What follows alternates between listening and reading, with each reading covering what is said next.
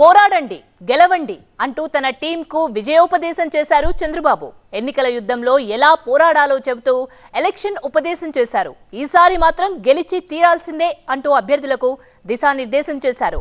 ఇక పెండింగ్ సీట్లు, పొత్తులు, టికెట్లు దక్కని సీనియర్లపై కీలక వ్యాఖ్యలు చేశారు. యుద్ధం గెలవాల్సిందే, అధికారంలోకి రావాల్సిందే. ఇది తన సైన్యానికి టీడీపీ అధినేత చంద్రబాబు చేసిన ఎలక్షన్ ఉపదేశం. ఎమ్మెల్యే, ఎంపీ అభ్యర్థులతో వర్క్షాప్ నిర్వహించిన తెలుగుదేశం బాస్ తన సైనికులకు యుద్ధ తంత్రాలను నూరిపోశారు. ఎన్నికల యుద్ధంలో అనుసరించాల్సిన వ్యూహ ప్రతివ్యూహాలపై దిశానిర్దేశం చేశారు. ఎంతో కసరత్తు, ఎన్నో సర్వేల తర్వాతే టికెట్లు కేటాయించినట్టు చెప్పారు చంద్రబాబు.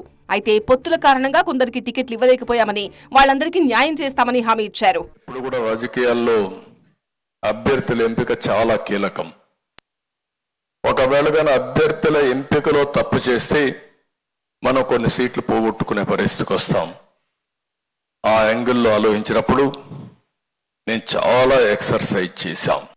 ఈసారి నేను కానీ మిత్రులు కానీ ఎక్కడా రాజీ పడడం లేదు. 3 రాజకీయ పార్టీలు కూడా ఒకే ఆలోచన చేశాం. సమర్థవంతమైన వ్యక్తులను పెట్టి వినబిలిటీ క్రైటీరియా పెట్టుకొని ముందుకు పోతున్నాం. తెలుగుదేశం ఇప్పటి వరకు 139 మంది ఎమ్మెల్యే, 13 మంది ఎంపీ అభ్యర్థులను ప్రకటించింది. ఇంకా 5 అసెంబ్లీ, 4 పార్లమెంటు స్థానాలు పెండింగ్ లో ఉన్నాయి. లేటెస్ట్ గా భీమిలి, చీపురుపల్లిలో IVRS సర్వే జరిగింది. గంటా పేరుతో ఒకేసారి 2 నియోజకవర్గాల్లో అభిప్రాయ సేకరణ చేశారు. విజయనగరం జిల్లాలో కొత్త నాయకత్వాన్ని తయారు చేయడంతో పాటు బొత్సపై గంటాను పోటీ చేయించే ఆలోచన చేసింది తెలుగుదేశం. అయితే గంటాను భీమిలి బరిలోనే దింపాలని దాదాపు డిసైడ్ అయినట్టు టాక్ వినిపిస్తోంది. మొత్తానికి పెండింగ్ స్థానాలపై ఆచితూచి అడుగులేస్తున్నారు చంద్రబాబు.